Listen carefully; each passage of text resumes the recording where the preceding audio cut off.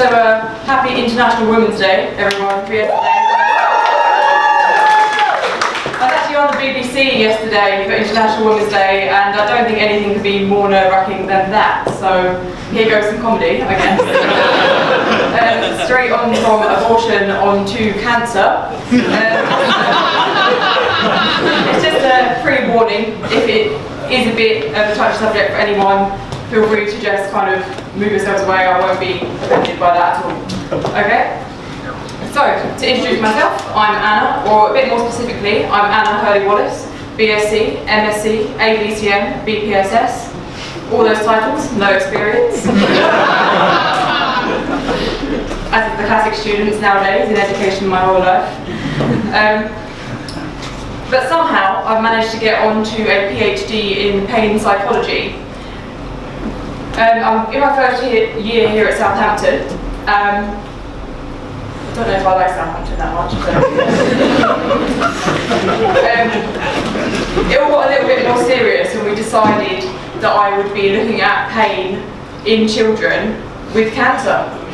And then all was a bit more worrying when Right Club asked me to come and do a comedy piece about pain in children with cancer. But mainly I'm going to talk about pain and try not to trip over the microphone. Doesn't sound much better really, but they say the crazy ones make the best psychologists, so here goes nothing. Pain. Something like 50% of the UK population experience physical pain of some form on a daily basis. It's a really, really big problem. It can happen in one or many parts of the body, and it can be ongoing, or it can just flare up sporadically. And there's probably some people in the room who will know what I'm talking about with that. And it can happen in adults as well as children. And my main research area, as I said, is children. I think most people understand when I talk about physical pain. Easy examples are things like arthritis or back pain, or burning the roof of your mouth on that glorious meal you just pulled out of the microwave after a long day at work.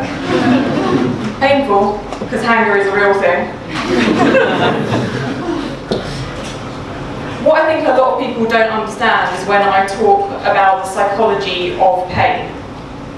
First off, a lot of people think that I'm talking about psychological pain. Things like PTSD, depression, bipolar. And I want to start off really by saying that that is not what I mean. Psychological pain is not the same as pain psychology. Pain psychology is actually much more about medicine than mental health. Nonetheless, the people who think I'm talking about psychological pain, when I tell them what I do, they will continue to relate to me their entire life story. They say, yeah. They say, oh yeah, I know pain. Prime example being from some of my girlfriends in the back there who have said things to me like, oh yeah, when I know pain. When my ex left me, it really affected me. Psychologically. You know. No, I don't know. Sorry. Similarly, a few of my friends who have been diagnosed with depression, they will proceed, when I tell them what I do, to talk to me about their depression. We've gone off the point really, because I thought, you asked me what I do?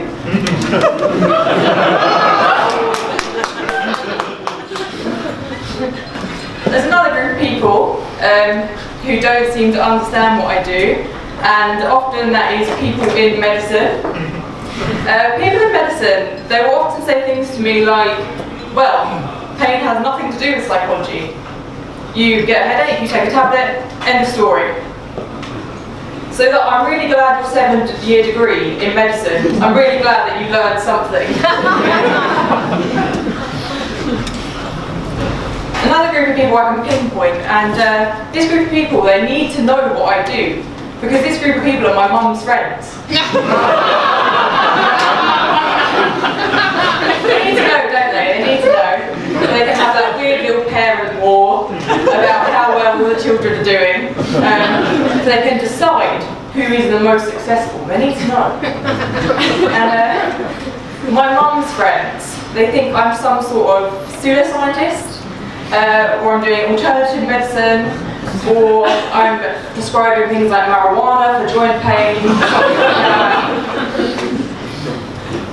When I was doing my masters in Surrey, I met this guy in the pub once, and he was like friend of a friend of a friend, or a friend of a friend. No one really knew why he was there or how we got there, but there he was. Anyone hear about that today? But turns out he was a Reiki healer. And he...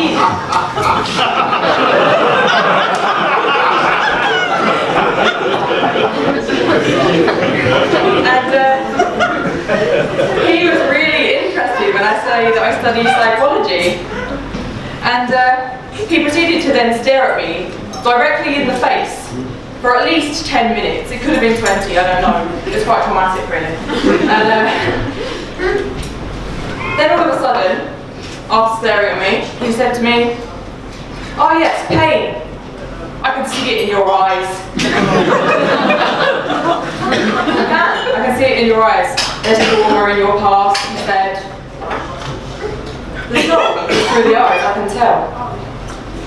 So my mum's friends, they literally think I'm that guy. They literally think I'm him. And even worse, they think that I am that guy, but with children with cancer in pain.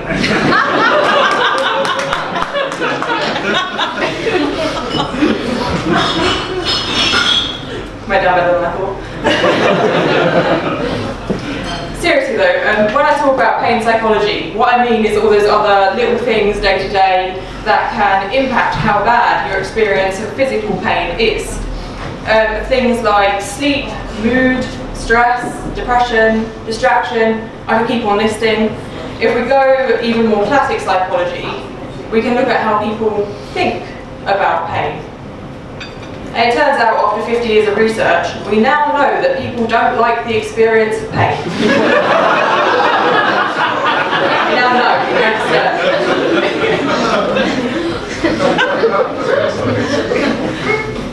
There was a colleague who I knew from the University of Surrey.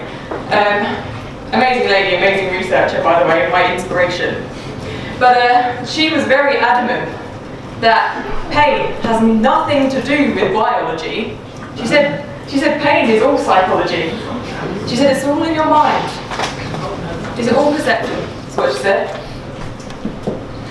She was the kind of woman who, when her son broke his arm, and the bone was literally, it was bursting out of the skin. She showed us a picture of it actually. Did she take him to A&E? No, of course she didn't take him to A&E. She said, "No, just leave it. It will go away. If you just ignore it, it will go away. Just distract yourself, ignore it." I'm really, really not sure how I feel about that one. I mean, thank goodness that her husband is a medical doctor. And he did get to the A&E, he's fine. When I finished my masters, I decided I would go and do a placement in the NHS, a voluntary placement for about 3 months in the summer. And I had to actually pay to travel there and back, which gave the term paid work experience a whole different meaning. And I was lucky enough when I worked there to work with a group of adult pain patients. And they had, of course, the medications and physiotherapy, they can't be without it, but they had the input from psychologists as well. And they absolutely loved the psychologists. I can't stress enough, they absolutely loved it. They said that in psychology, we really understand how all those little things day to day can add up to impact how bad or good physical pain is. There was one particular lady who came up to me individually and she said to me, "Do you know, Anna, when I go on holiday, all my pain is gone." It's like they used to say in the old days, you know, go and take a holiday, and then you'll get better. And I still don't know whether her pain goes away because she's relaxed or whether she has a continuous supply of pina coladas on the go. I don't really know. I mean, if you mix pina coladas with pain medications, that could work maybe really well.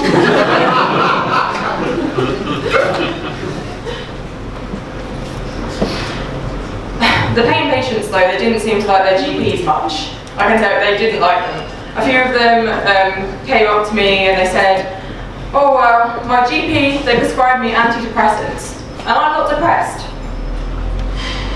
You should have seen the looks on their face when we got the pharmacist in, and it turns out that antidepressants are actually prescribed to directly treat pain. It also turns out that GPs know more about medicine than the general public do. Here's some there, thank you. So I decided not to become a psychology therapist. I'm not very patient, and also cuts to the NHS have meant cuts to psychology services, non-essential services. Of course, I'll always be a bit biased on that one. I like to think that adding ways we can put psychology into pain management is like my way of helping. And as I say, I focus specifically on pain in children, and particularly childhood cancer survivors. Emphasis actually being more on survivors. It makes it a lot less morbid, and also a lot less likely for me to need a therapist myself. But yeah, that's my way of helping. I don't really know what children think about pain. I mean, I guess it bothers them, and I have 3 years to try and find out if it does. One thing that I do know works really well with kids, and a lot of the parents in the room will say, yeah, of course, distraction. If you distract kids, it can help with pain. There was one particular study that I read at the beginning of this year, and it said that it was a psychology intervention. But what it actually was a giant computerized panda in an app that was used to distract children from pain. I'm serious. This went widespread, it did really well. I really hope my research doesn't equate to that, but if that's how we can help manage pain in children they've literally already been through cancer, then of course I can change my PhD title into 100 ways to distract children from cancer pain. How to successfully ignore children's health problems.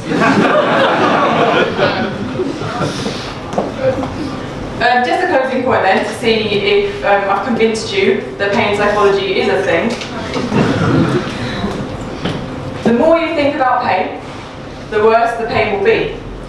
And perhaps it explains, as a pain researcher, why I'm having to see a specialist for joint pain at the end of the month.